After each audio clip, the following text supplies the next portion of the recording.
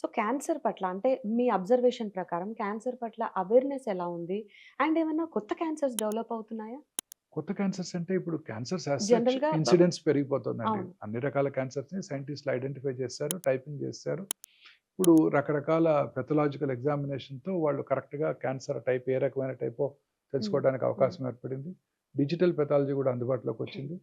తద్వారా ఆర్టిఫిషియల్ ఇంటెలిజెన్స్‌తోనే ఇప్పుడు అది ఏ రకమైన క్యాన్సరో ఐడెంటిఫై చేసుకునే ఫెసిలిటీ కూడా హ్మ్. అందుబాటులోకి వచ్చేసింది. హ్మ్. ఫ్యూచర్‌లో ఈ ఆర్టిఫిషియల్ ఇంటెలిజెన్స్ అందరూ డాక్టర్స్‌ని కూడా రిప్లేస్ చేస్తుందేమోనని భయంగా కూడా ఉంది. హ్మ్. యాస్ సచ్ ఇప్పుడు రేడియాలజిస్ట్‌ని అందరిని కూడా రేడియాలజిస్ట్ సైన్ చేసినప్పటికీ కూడా ఇప్పుడు పెట్ సిటీ స్కాన్ చేస్తే ఒక్క నిమిషంలో ఆర్టిఫిషియల్ ఇంటెలిజెన్స్ రిపోర్ట్ ఇచ్చేస్తుంది. అబ్బా!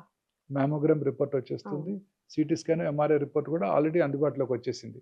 ఆఫ్‌కోర్స్ రేడియాలజిస్ట్ సైన్ హ్మ్. చేస్తారు. బట్ ఫ్యూచర్‌లో సో, ఇందులో అడ్వాంటేజ్ ఎంత? డిసడ్వాంటేజ్ ఎంత? అడ్వాంటేజ్ ఆర్టిఫిషియల్ ఇంటెలిజెన్స్ ఇస్ వాటికున్న ఎనార్మస్ నాలెడ్జ్ అంతా it is all pattern reporting. Hmm. అంత ఇన్ఫర్మేషన్ అంతా వాటిలో ఉంది. కొన్ని లక్షల పబ్లికేషన్స్ ఉన్నాయి. వెంటనే రిపోర్ట్ చేసేయగలవు. హ్మ్. తప్పులు జరగకుండా హ్మ్. రిపోర్ట్ చేయగలవు. హ్మ్. హ్యూమన్ ఎర్రర్ ఉండదు. టైర్డ్‌నెస్ ఉండదు హ్మ్. వాటికి. హ్మ్. ఒక్క సెకండ్‌లో 1 మినిట్‌లో రిపోర్ట్ చేసేస్తున్నాయి. Okay. Great advantage. Okay.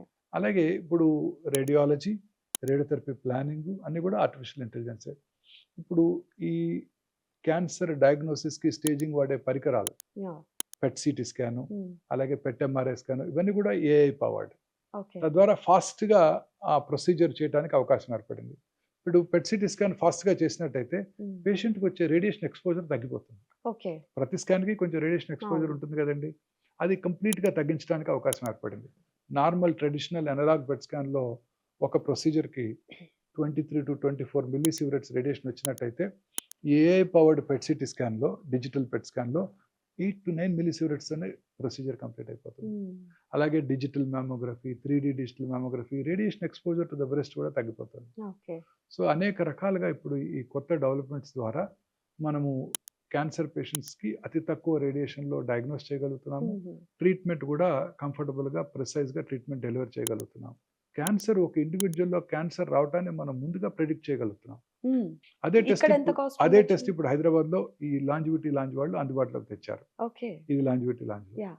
About 80,000 to 1,50,000లో నెక్స్ట్ 1-2 ఇయర్స్‌లో 77 న్యూ క్యాన్సర్స్ రావటాన్ని వాళ్ళు ముందుగా చెప్పేయగలుగుతున్నారు. ఓహ్!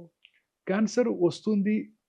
ఈ పర్టిక్యులర్ ఇండివిడ్యువల్‌కి ఈ పర్టిక్యులర్ క్యాన్సర్ వస్తుంది అని ముందుగా తెలుసుకున్నట్టయితే దాన్ని రాకుండా చేసుకోవచ్చు.